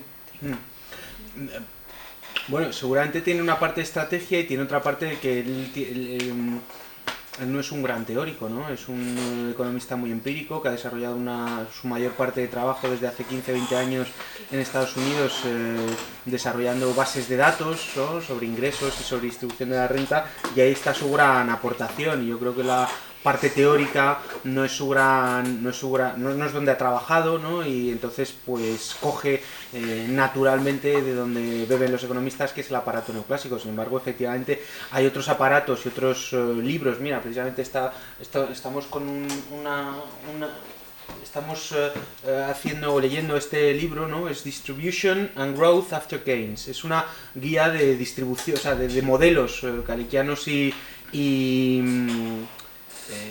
heterodoxos, básicamente, acerca de la distribución, y con un aparato heterodoxo 100%. Entonces, bueno, pues sí, quiero decir, no sé si es la estrategia de Piketty, pero desde luego es la estrategia que le ha permitido, por un lado, vender libros y por otro ser pues un bestseller con un libro de teoría económica de 800 páginas, que es algo como impensable para cualquier economista. Entonces, sí, me parece que... Lo que sí me parece es que debido a que Piketty utiliza ese aparato instrumental que es conocido por prácticamente todos los economistas ortodoxos, su libro ha tenido ese impacto, ¿no? Porque saben de qué está hablando, pueden estar de acuerdo o no, pero lo entienden, mientras que de este libro la mayor parte de los economistas ortodoxos no tienen ni idea de lo que están hablando. A pesar de ello, estos autores publican en revistas en fin, igualmente académicas e igualmente científicas que los demás, pero el trabajo de ellos no tiene ningún impacto político. El impacto de Piketty es mucho más fácil tenerlo, ¿no? Porque simplemente la conclusión, es decir, todo ese desarrollo teórico y empírico para decirnos que hace falta un impuesto global sobre el capital, no hace falta, es decir, para defender el impuesto global sobre el capital. Así que yo creo que sí, esa parte de heterodoxia ortodoxa o de heterodoxia acomplejada, pues sí reside su parte de su éxito en eso. Pero bueno, quiero decir, por otro lado también es importante el hecho de que ha puesto encima de la mesa la distribución de la renta y la desigualdad como elemento político para que otros heterodoxos lo cojamos y lo utilicemos y surfemos esa ola de la notoriedad de Piketty para hablar de otras cosas que Piketty no habla, ¿no?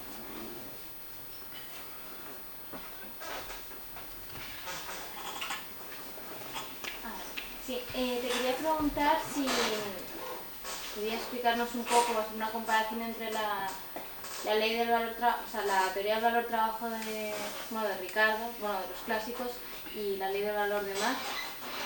Bueno, de hecho es que la teoría del valor de los clásicos más desarrollada es la de Ricardo, sin duda.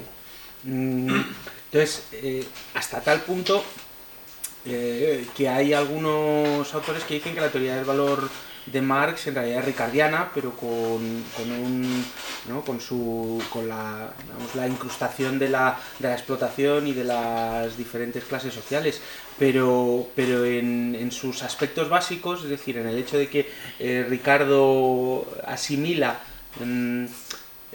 Ricardo lo que trata, evidentemente, no es de compararse con Marx, porque no lo conocía, pero sí de compararse con Adam Smith. Entonces, Adam Smith lo que defendía es que había diferentes teorías del valor y tal, pero eso para Ricardo no lo podía soportar, porque para él necesitaba una teoría invariable del valor con el cual poder saber cómo se movían los precios relativos y, en función de eso, saber cómo se dividía la distribución de la renta, básicamente, entre las diferentes clases.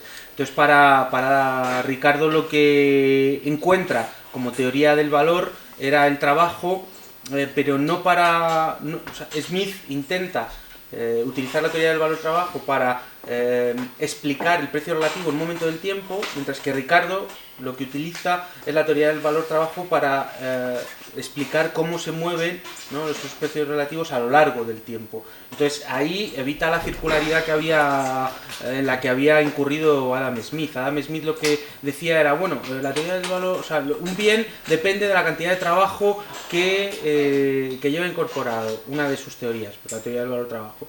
Entonces luego nos dice, bien, pero claro, ese trabajo tiene es heterogéneo, es decir, no todos los trabajos, no todas las horas trabajadas tienen la misma productividad. Hay gente que está más preparada, menos preparada, producen más, producen menos. Entonces, para Smith, lo que definía esa heterogeneidad del trabajo era el salario. Bueno, pues ahí hay una circularidad de pensamiento. Entonces, pero esa circularidad lo evita Ricardo diciendo precisamente que lo que él busca no es explicar en un momento determinado, sino explicarlo a lo largo del tiempo. Luego la siguiente cuestión que es importante también es los bienes de capital, porque evidentemente Ricardo también se da cuenta de que se necesitan bienes de capital para poder producir, no solo el trabajo. Entonces los bienes de capital para Ricardo simplemente es trabajo acumulado, es decir, que es muy parecido también al planteamiento marxista, ¿no? Es decir, para producir los bienes de capital que se utilizan en la producción se ha necesitado producir trabajo y por lo tanto se pueden incluir las horas de trabajo en ese bien de capital para saber su valor. Para Ricardo, pues como te decía, el salario se determina por el nivel de subsistencia, los beneficios de forma residual, la renta de la tierra por la productividad de la misma, mientras que para Marx pues hay una lucha de clases en donde la apropiación de los medios de producción pues tiene una influencia radical en la apropiación de esa parte del trabajo, ¿no? Entonces yo creo que en esa diferencia, en la actitud pasiva y activa de las relaciones de producción hay una gran diferencia entre los dos.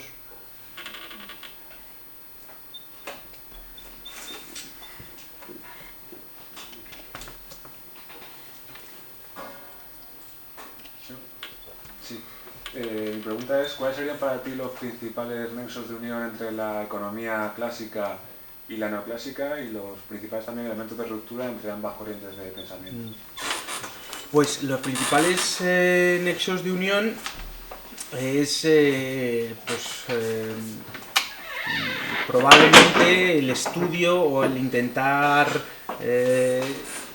descubrir esas leyes que subyacen a la economía, pero las diferencias son casi más notables que las similitudes, porque el planteamiento neoclásico prácticamente al principio, sobre todo con la revolución marginalista, no tiene ninguna preocupación por el crecimiento, ni saber por qué crece, ni por supuesto por las leyes de la distribución, ¿no? Sin embargo, la economía clásica tiene esa es una columna vertebral del planteamiento clásico, tanto saber cómo se distribuye la producción entre los diferentes factores, como saber cuáles son las fuentes de crecimiento. La economía neoclásica se centra casi más en los aspectos de equilibrio, de cómo se genera, cómo se llega al equilibrio, a las diferentes fuerzas que existen en el mercado, cómo pueden llevar eso al equilibrio y bueno, la aceptación del utilitarismo, por supuesto, ¿no? Que es una de las grandes diferencias con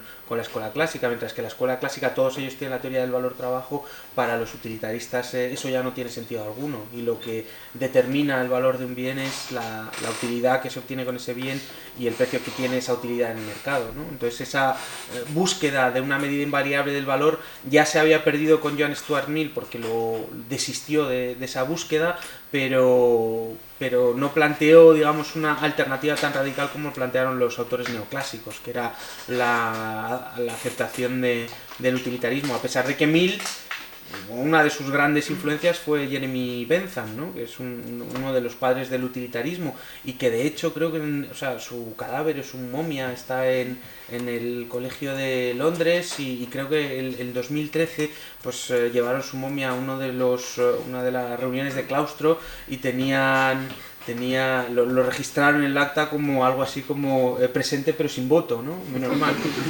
Pero a pesar de eso, de que Mill era muy o aceptaba esas tesis, la tesis principal de que todos los seres humanos tratan de obtener el máximo placer posible intentando hacer el menor esfuerzo posible, lo aceptaba bien, pero sin tener esa racionalidad de cálculo utilitarista que tienen luego los marginalistas, que basan todo, absolutamente todo, únicamente en la percepción subjetiva de la utilidad que tienen los consumidores al comprar un bien. Pero más o menos yo creo que esas pueden ser las grandes diferencias, ¿no?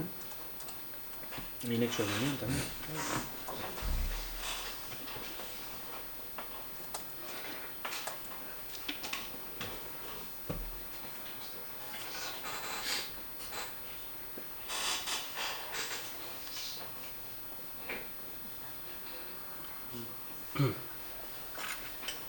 ¿Ya?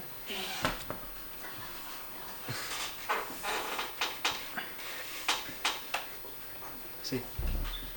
Cuando estaba hablando de Smith, hace referencia a leyes naturales. ¿A qué se refiere más o menos? Porque no sé si hablamos sobre aumentos o bajadas de precios, pero no sé si va a poner los tiros o se refiere a otra cosa. Sí, lo de... O sea, el concepto de natural, en el sentido de un equilibrio natural hacia el cual tiende cualquier proceso, es intrínseco a la economía clásica, en general, de manera genérica, ¿no? Entonces, como decía, hay una armonía en todo el sistema y esa armonía, si no tiene ninguna interferencia, naturalmente va a tender a asentarse sobre un orden concreto, ¿no? Y ese orden es óptimamente superior al orden que se produciría si se interviene por medio del Estado. Entonces, ese concepto de naturalidad lo tienen en torno a los precios de Smith, es decir, hay un precio natural en torno al cual fluctúa a corto plazo. Ese precio natural es el precio que se da a largo plazo si no se interviene, si no tiene interferencias, ¿no? Pero bueno, sí, es decir, el concepto ese natural hace referencia a la economía o a la física esta newtoniana y a la armonía del sistema en el que ellos pensaban o en el que ellos se proyectaban. De hecho, la nueva macroclásica, que nace cientos de años después, también utiliza ese concepto de naturalidad. De hecho, yo creo que el concepto de naturalidad es una de las... O sea, de tasa natural de paro, en fin, ese concepto de natural es intrínseco a la economía ortodoxa hoy en día, ¿no? y es ese aspecto que han recuperado de la economía clásica. Pero vamos, no me refería a nada en concreto, sino a esas leyes naturales que subyacen en el orden económico que se da sin intervención del Estado, vamos, sin intervención del gobierno. Era básicamente eso.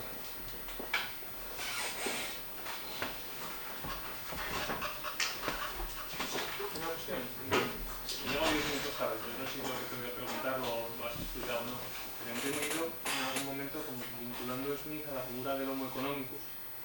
Yo no sé si lo has vinculado también a la idea del mano invisible o no, y puedes desarrollar un poco, digamos, Bueno, sí, o sea, en Homo economicus me refería en el sentido de ese ente creado que se supone que es el ser humano en los procesos económicos y que únicamente tiene un razonamiento calculador de beneficio y coste. Y, entonces me refería a que Smith considera que los seres humanos son racionales calculadores en ese sentido, ¿no? Esa racionalidad, ese cálculo es compatible con diferentes formas de ser, pero concretamente con el egoísmo que Smith propugna, que tenemos todos y por el cual luchamos naturalmente, ese egoísmo que lleva al panadero a levantarse, como decíamos antes, esa búsqueda del egoísmo por parte de todos nosotros es lo que lleva a que naturalmente pues todo tienda hacia el bienestar común o el bienestar social, y esa es la mano invisible básicamente, ¿no? El hecho de que que todo el mundo persiguiendo su interés propio alcance un bienestar social mucho mayor que si hay un Estado diciendo a cada una de las personas hacia dónde tiene que dirigirse, ¿no? Bueno, pues para Smith la mano invisible es la metáfora que utiliza para decir que si no hay interferencias en la economía, que si no hay gobierno que ponga regulaciones ni nada de eso, pues naturalmente el sistema económico tenderá hacia un óptimo social. Básicamente yo creo que es eso. No sé si he dicho mano invisible, la verdad es que no me acuerdo, puede ser que no, pero me refería a eso concretamente.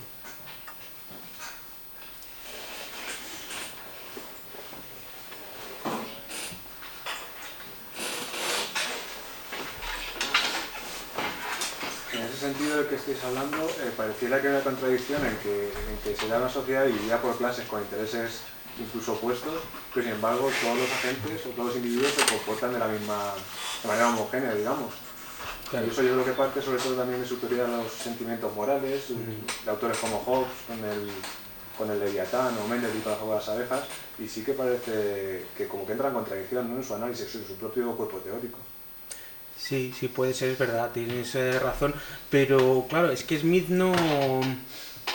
Es decir, para Smith tampoco te creas que los trabajadores tenían un leitmotiv más allá del de trabajar para tener un salario de subsistencia, es decir, ese era su motivo principal y tampoco le daba, es decir, le daba mucha más importancia a esa clase social.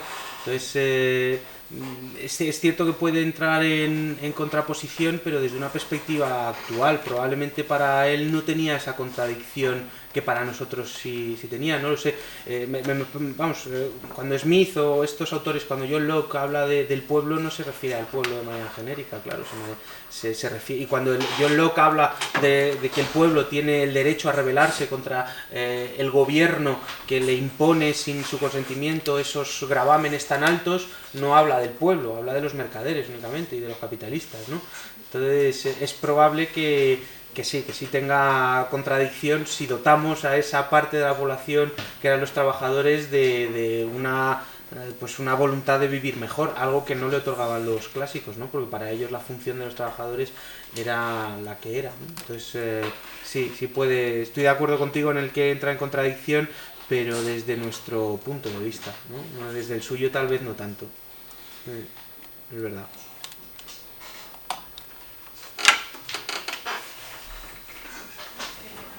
Interesante cuando has hablado de la crítica al machismo, pero que ha sido así como una pincelada muy corta y no sé si podrías desarrollar un poco más en mi consistía cuando has dicho como que se oponía muchísimo al machismo y que veía que era muy... ¿El marxismo? No. Mill, ¿no? Sí, Mill.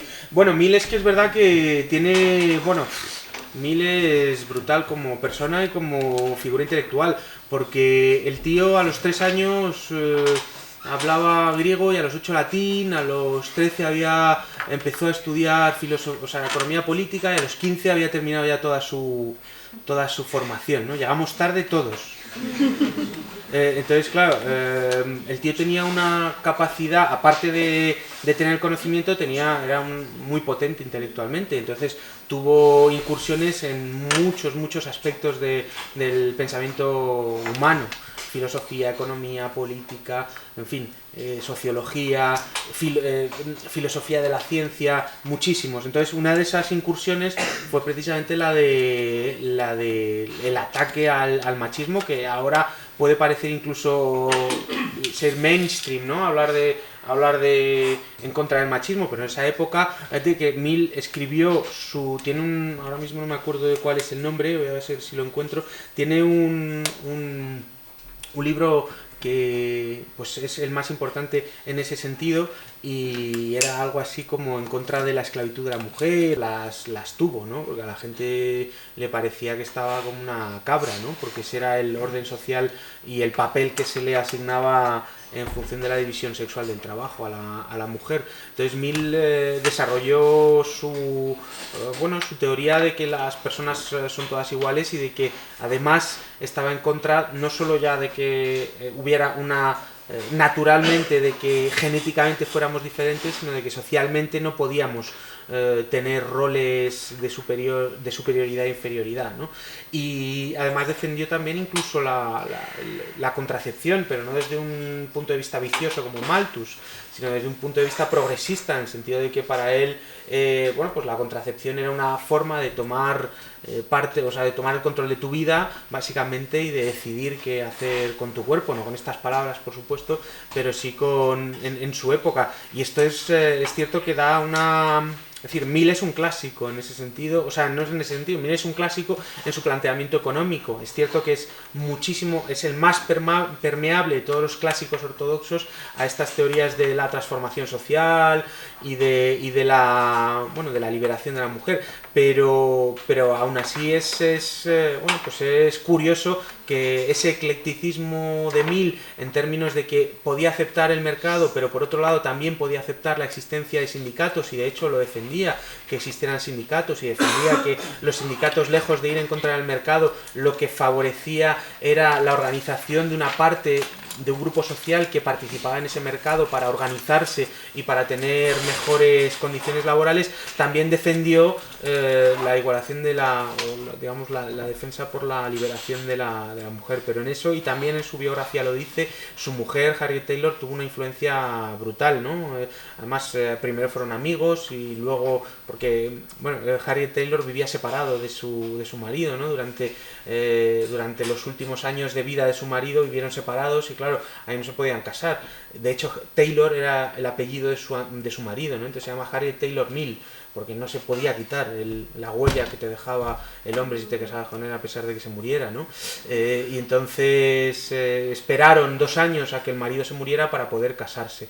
Pero antes de eso tuvieron mucha correspondencia entre ellos acerca de precisamente esto, y además Mill le atribuye a su mujer no solo ya el hecho de influirle acerca, o digamos, esta correspondencia con respecto a la liberación de la mujer, sino además también le atribuye el hecho del énfasis entre la diferencia que Mill establece entre las leyes de producción y las leyes de distribución.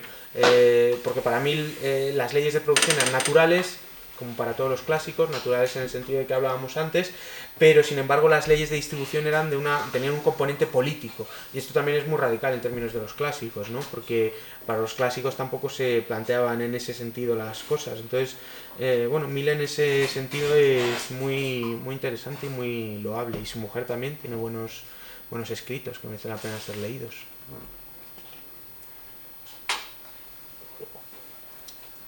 Que yo quería preguntarte que qué implicaciones tiene en el análisis económico tomar como objeto de estudio, como hacen los clásicos, las clases sociales o como hacen los marginalistas, el individuo.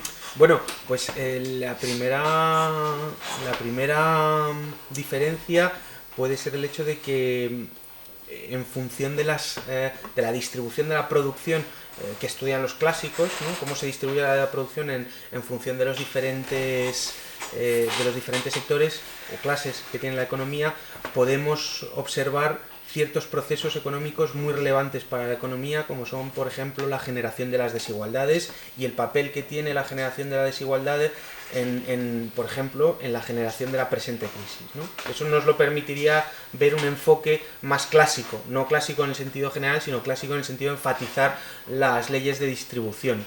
Sin embargo, cuando te centras únicamente en la utilidad que obtiene un individuo al consumir un único producto, tú no puedes ver cuáles son las consecuencias que tiene la distribución de la renta. Cuando no introduces las relaciones de producción en ese análisis del individuo, tú no puedes saber cuáles son las consecuencias de las relaciones de producción sobre el crecimiento económico. Y es que las clases, la diferente distribución de la renta en función de las clases sociales, hoy en día tiene mucha importancia en el análisis económico, claro, no en el ortodoxo, pero sí en el heterodoxo y en los alrededores, porque, como decía, parte de la crisis se puede explicar por la generación de desigualdad. Si os dais cuenta, la crisis de la subprime, que nacieron en Estados Unidos,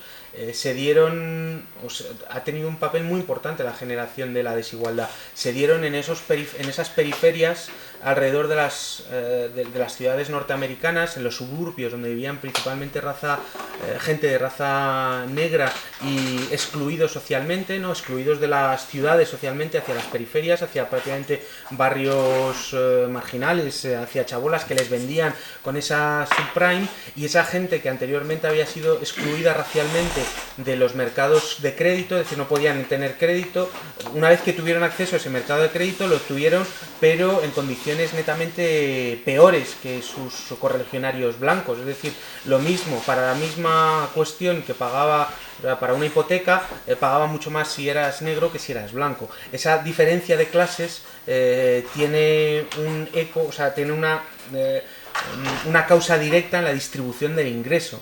En la distribución del ingreso, que es la distribución de la renta, y eso no se puede observar a través nada más de la economía neoclásica. Bueno, no se puede.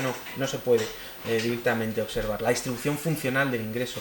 Por eso es tan importante libros como estos que te permiten entender cómo se distribuye la producción de un país entre los diferentes factores.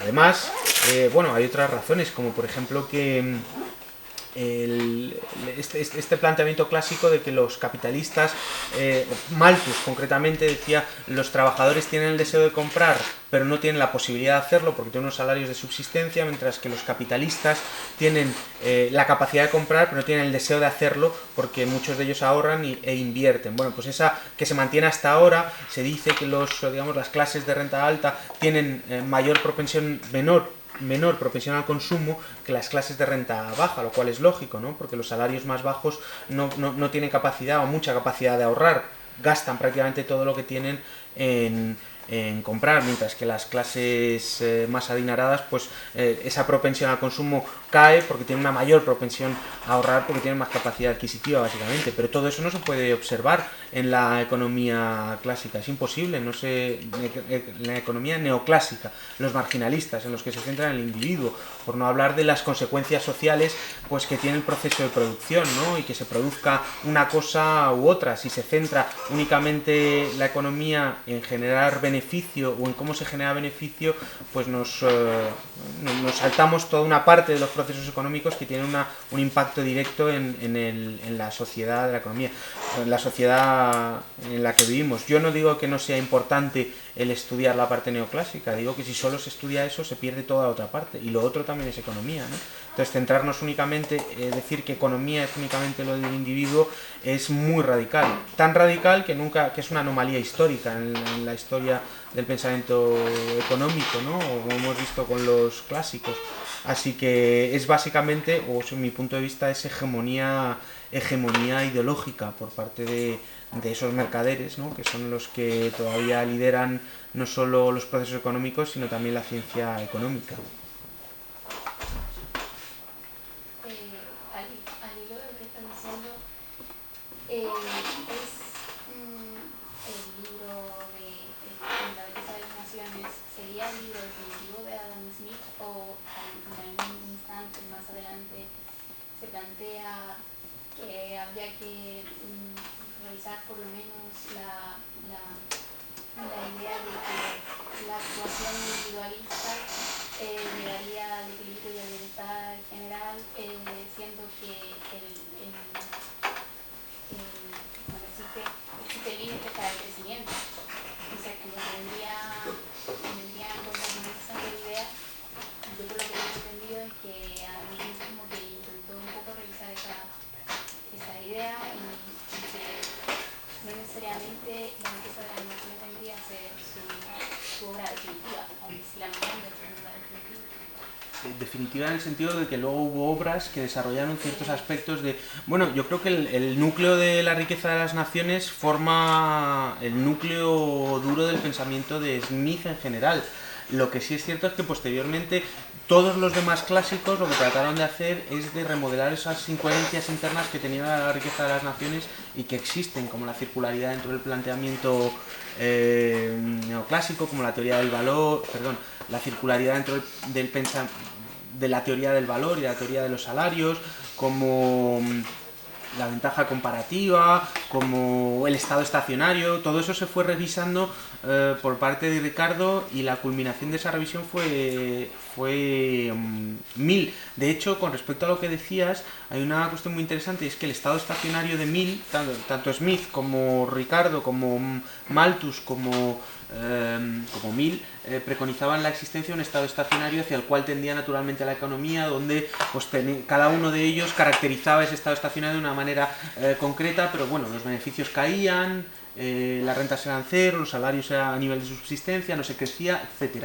Pero sin embargo Mill, o el planteamiento de Mill, tiene muchísimo que ver con ese planteamiento de los decrecentistas, ¿no? Que están tan de moda, y donde se habla de que los decrecentistas hablan de que no es necesario crecer ad infinitum porque tenemos unos límites físicos del planeta, y por lo tanto el crecimiento continuo de la producción no se puede dar porque para producir necesitas unos inputs que tienen un límite físico. Bueno, pues Mill hablaba de su estado estacionario, además era un estado, de una superioridad ética al estado normal de la economía, donde la gente no quería seguir creciendo, no existían pobres y los ricos no querían ser más ricos, ¿no? Y ese estado estacionario de Mill es muy muy interesante por ese olor a decrecimiento.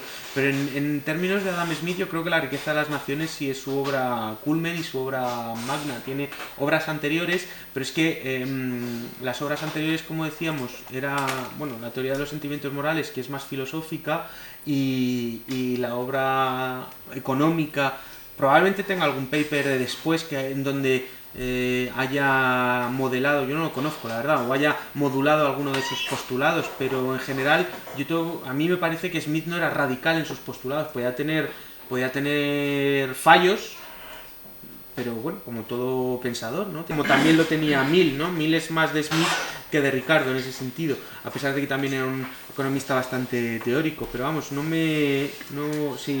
me lo dices luego lo miramos y vemos que...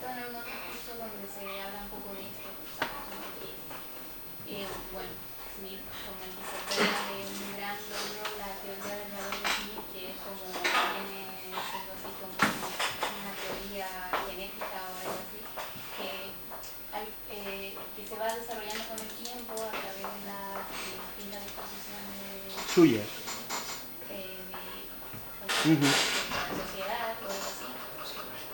Pero esto, el valor tiene un límite, que cuando los capitalistas llegan a un cero. Sí, el estado estacionario de... Entonces, por la contraparte ha dicho que al equilibrio y al bienestar se llega por la acción individualista de cada uno, por la búsqueda del bienestar individual. Por lo tanto, estas cosas se contraponen con la idea más que nada de progreso económico, una cosa así, no tanto como...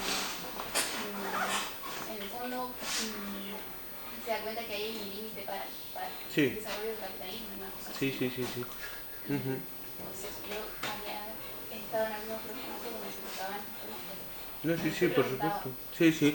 No, Smith, todos los planteamientos de Ricardo Smith y Malthus son muy pesimistas, en el sentido de que la economía va indefectiblemente hacia un estado donde no se crece, donde los beneficios son cero, efectivamente, los salarios son a nivel de subsistencia, en fin, son pesimistas, ¿no? De hecho, es la época donde se habla de la economía como la ciencia lúgubre, ¿no?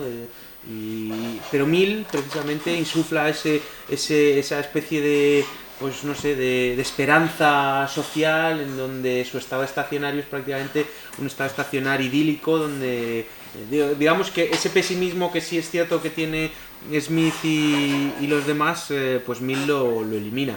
Y Marx no es que te dé esperanza, sino que lo que da son razones de lucha, ¿no? Que son otras cosas, pero sí, totalmente de acuerdo en ese pesimismo, desde luego.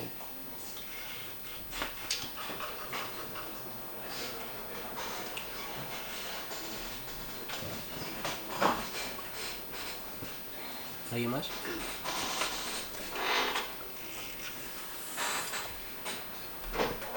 Bueno, una pregunta yo para acabar si queréis. Yo tenía entendido como que hay, bueno, como que se ha ido viendo de forma implícita a lo largo de la exposición, que dentro de los clásicos hay como dos grandes corrientes, una que desarrolla sus postulados de forma más empírica y otra que lo hace más teórica, ¿no? La primera quizás representada por Smith y la segunda por Ricardo. Y bueno, leí en un libro que Ricardo y Malthus mantenían correspondencia, ¿no? Y Malthus le criticaba precisamente a Ricardo que lo que él planteaba no tenía ningún fundamento empírico y que no era aplicable. Y Ricardo le contestaba que él se estaba equivocando.